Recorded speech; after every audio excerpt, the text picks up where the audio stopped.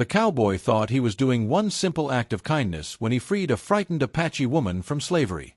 She never spoke about her past, and he never asked. But just days later, hundreds of Apache warriors appeared outside his ranch. As their powerful chief rode forward, the cowboy prepared for the worst. Then the chief looked at the young woman, stepped down from his horse, and whispered one unbelievable word. "Daughter." The morning sun had barely risen over the Arizona frontier when Daniel Carter guided his horse toward the small trading town of Red Creek. Dust drifted across the empty road as merchants opened their stores and ranch hands prepared for another long day. Daniel had only come to buy supplies for his ranch before returning home.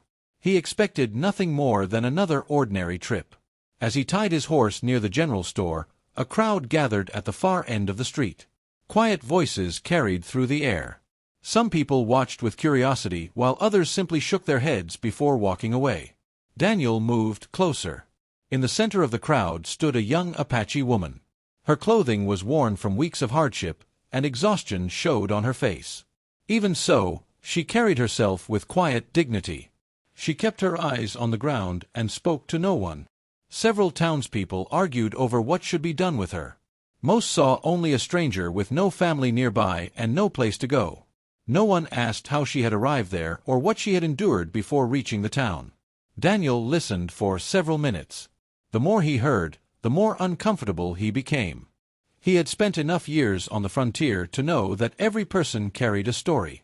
Too often, people judged others before hearing a single word of it.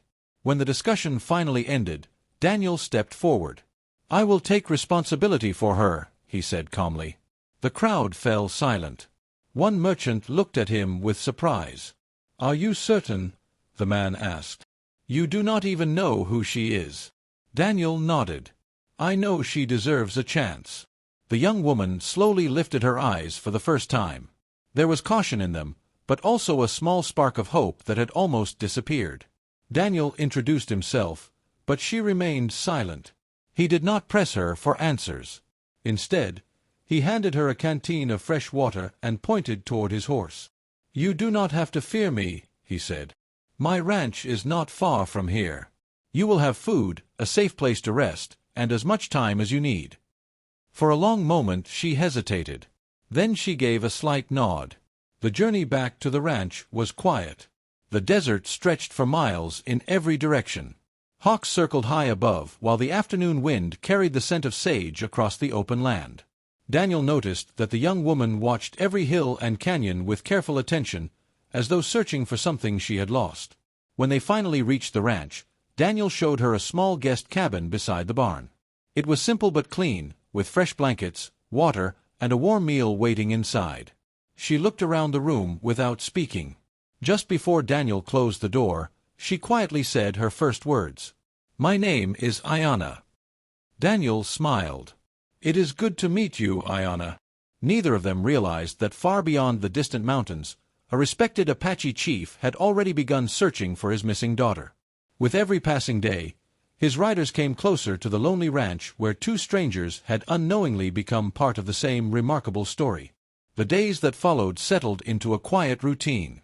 Daniel never questioned Ayanna about her past. He believed trust could not be forced. If she wished to speak, she would do so when she was ready. Each morning, she helped with simple chores around the ranch. She gathered fresh eggs, carried water from the well, and swept the porch before the first light reached the hills. Daniel noticed that she worked with care and never complained, no matter how difficult the task. Little by little, the silence between them became comfortable. One evening, while Daniel repaired a broken fence, Ayanna quietly joined him. Without a word, she picked up the extra tools and began helping. By sunset, the fence stood stronger than before. "You learn quickly," Daniel said with a smile. "My father always believed every person should know how to care for the land," she replied before falling silent again. Daniel looked toward her, but he chose not to ask about her father. That night, a strong wind swept across the valley. As the cabin creaked beneath the gusts, Ayanna suddenly woke from a troubling dream. Daniel heard her frightened voice from outside and hurried to the porch. She stepped outside moments later, breathing heavily as she looked toward the dark mountains. "They are still searching," she whispered. "Who is searching?" Daniel asked gently. She lowered her eyes. I cannot tell you. Not yet. Daniel simply nodded. Whenever you are ready, I will listen. The following afternoon, an old traveler stopped at the ranch asking for water. As he rested beneath a tree, he mentioned seeing a large group of Apache riders moving across the distant desert. They were organized, the traveler said. Not a war party. They looked like men searching for someone important. Ayanna quietly froze as she listened from the porch. Her hands trembled slightly, but she said nothing. Daniel noticed her reaction, yet he respected her silence. Far beyond the ranch, the riders continued their journey. At their head rode a proud Apache chief whose determination never faded. He carried only one purpose in his heart: to find the daughter who had vanished without a trace.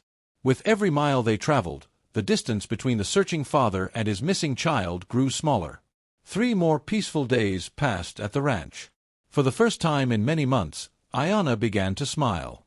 The fear that had once filled her eyes slowly gave way to quiet hope.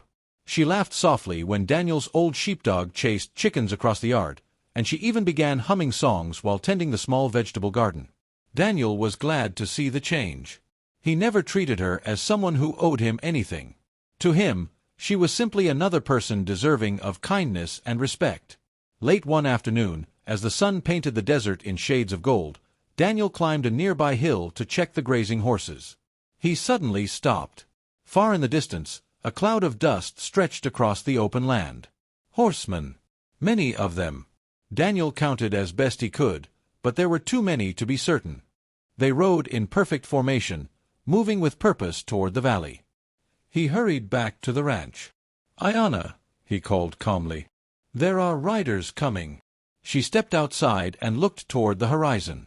The moment she saw the distant figures, all the color left her face. They found me, she whispered. Daniel looked at her with concern. Who are they? For a long moment, she could not answer. Then she took a slow breath. They are my people. She reached beneath the collar of her dress and pulled out a small leather pouch that had remained hidden since the day they met. Inside was a beautifully carved stone pendant marked with the symbol of her family. My father gave this to me when I was a child, she said softly. Only the family of our chief carries this mark. Daniel looked at the pendant, then back at Ayanna. Before he could speak, the sound of approaching horses echoed across the valley. Within minutes, dozens of Apache riders stopped outside the ranch. At their front sat a proud chief whose eyes searched every corner of the property until they rested on Ayanna. The world seemed to stand still as father and daughter looked at one another for the first time in many months. For several long moments, no one spoke. Daniel stood quietly near the porch while the Apache riders remained still on their horses. The silence carried more emotion than words ever could. The chief slowly stepped down and walked toward Ayanna. She took a few careful steps forward before running into his arms. Father and daughter embraced with tears in their eyes. The warriors lowered their heads, grateful to see her safely home. When they finally stepped apart, the chief turned toward Daniel. I am Chief Nantan, he said with calm dignity. For many days we searched every trail and every valley. We feared we would never see my daughter again. Daniel nodded respectfully. I only offered her a safe place to stay. She earned every bit of respect through her own strength.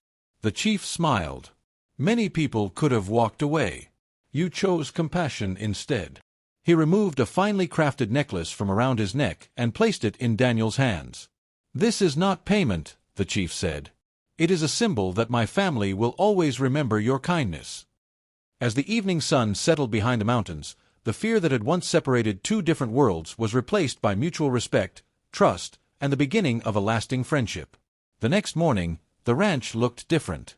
Apache families and Daniel's ranch hands worked side by side, repairing fences, tending livestock, and sharing meals beneath the wide desert sky. The distance that had once existed between them slowly disappeared through simple acts of cooperation and respect. Before the chief and his people prepared to leave, Ayanna walked with Daniel to the gate of the ranch. You gave me hope when I believed I had none, she said softly. I will never forget your kindness. Daniel smiled. You found your own strength. I only gave you a place where you could feel safe. Chief Nantan joined them and placed a hand over his heart. "You will always be welcome among our people," he said.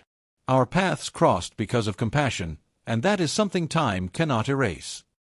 As the Apache riders disappeared beyond the distant hills, Daniel remained at the gate until the last horse was out of sight. He looked down at the necklace the chief had given him, not as a reward, but as a reminder that one thoughtful decision had changed many lives. From that day forward, stories of the cowboy who chose kindness instead of fear spread across the frontier, reminding everyone that respect, understanding, and compassion can build friendships that endure far longer than any hardship. Thank you for joining us on this unforgettable journey across the frontier. Daniel's simple decision to help a stranger became a reminder that compassion can open doors that fear never could. Sometimes the greatest acts of courage are not found in battles, but in choosing kindness when no one else will. If this story touched your heart, please take a moment to like this video and subscribe to the channel for more original Western stories filled with courage, hope, and unforgettable moments. Share your thoughts in the comments below. What would you have done if you were in Daniel's place? We would love to hear your perspective. Turn on notifications so you never miss our next story, and if you know someone who enjoys heartfelt frontier adventures, share this video with them.